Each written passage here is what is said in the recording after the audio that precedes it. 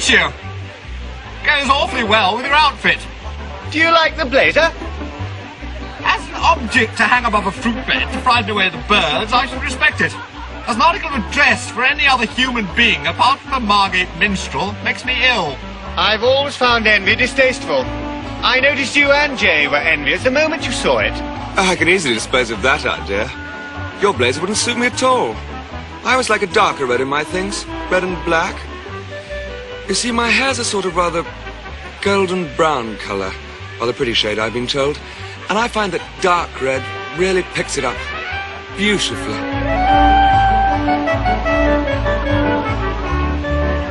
I always stick to yellows and browns. My eyes have an unusual kind of hazel glint. Rather mysterious, has been remarked. I find yellows and browns pick it up. Yes, I don't think your complexion too ruddy for yellow. No, yellow doesn't suit you at all. There can be no doubt about that.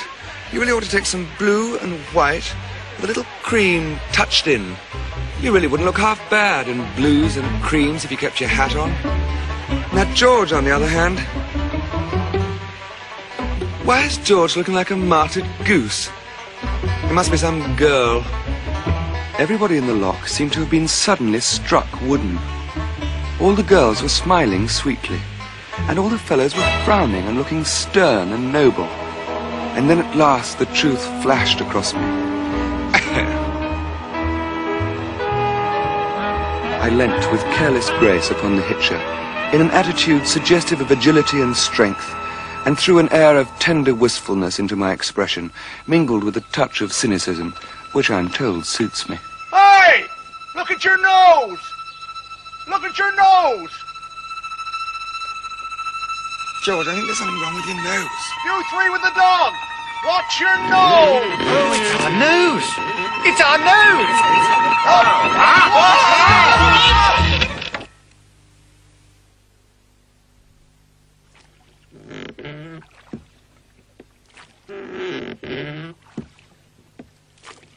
It was Jay's fault. That's Harris all over, too. He always reminds me of... Not now, Jay.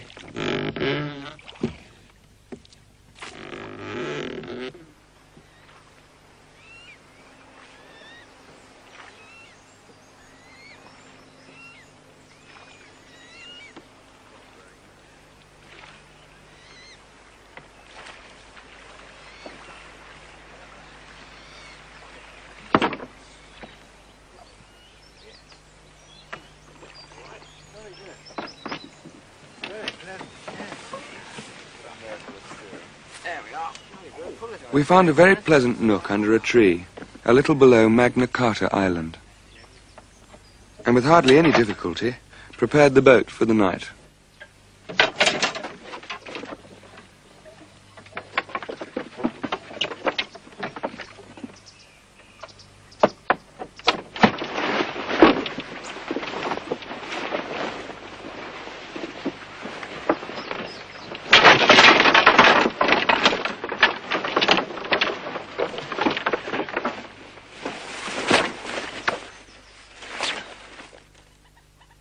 Slowly, the golden memory of the dead sun faded. The birds ceased their song, and only the plaintive cry and harsh croak of the moorhen and the corncrake stirred the awed hush around the couch of waters where dying day breathed out her last.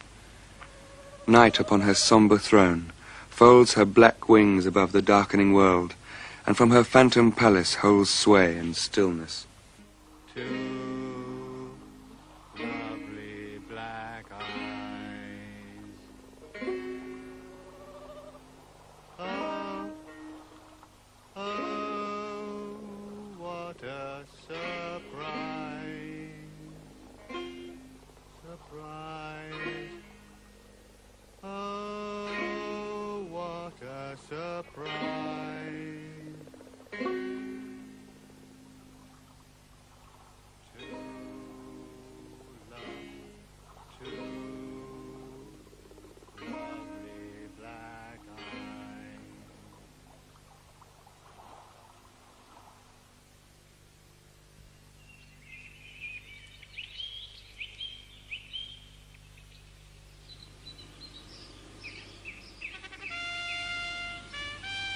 King John had slept at Duncroft Hall, And all the day before, the little town of Staines has echoed to the clang of armed men and the clatter of horses on its rough stones.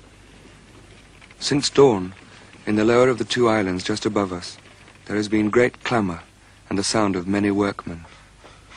In the great pavilion brought there yester eve, carpenters are busy nailing tiers of seats, and up the slope of Cooper's Hill are gathered the wondering rustics and curious townsfolk, and some say that much good to all the people will come from this day's work. Then far down the road in the morning sun, a cloud of dust has arisen, and there comes a brilliant cavalcade of gay-dressed lords and knights, and front and rear there ride the yeomen of the barons, and in their midst, King John. The barge is waiting. King John dismounts and takes his seat, and slowly the heavy, bright-decked barge leaves the shore and works ponderously against the current till it grates against the bank of the little island that from this day will bear the name Magna Carta Island. We wait in breathless silence till a great shout cleaves the air, and the great cornerstone in England's Temple of Liberty has, now we know, been firmly laid. What's the matter? Where am I? Runnymede. I'll be down in a minute. I'll go wear my black lace-up boots. Oh!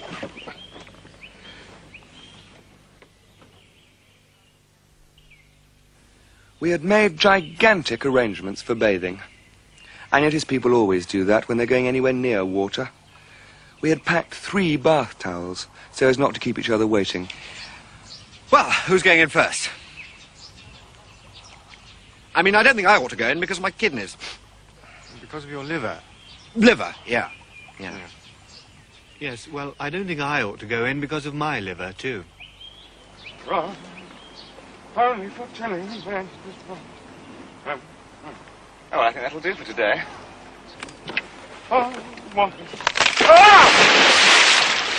Hello, old Jay's in. He's got more pluck than I thought.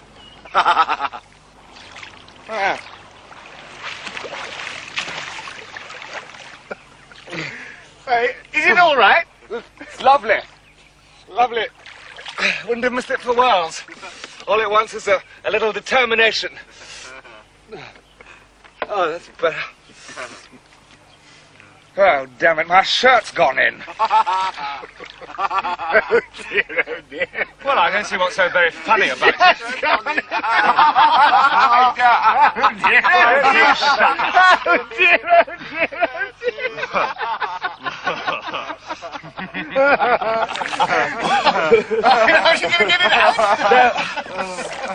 It's not my shirt. It's yours.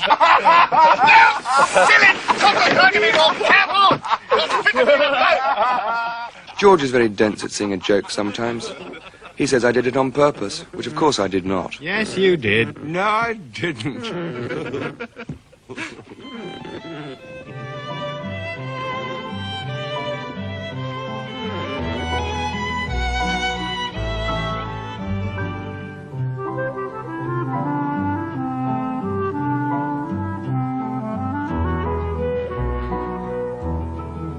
We'll have a light lunch and eat properly tonight. There's some hard-boiled eggs.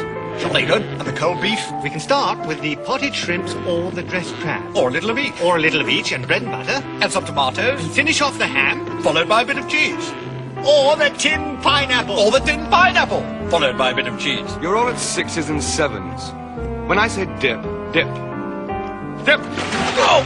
Oh, good God. Auntie. The thought of lunch soon set the world to rights. But it was not to last. There occurred a most depressing and tragic setback to our equanimity. It was Harris who first realized the situation.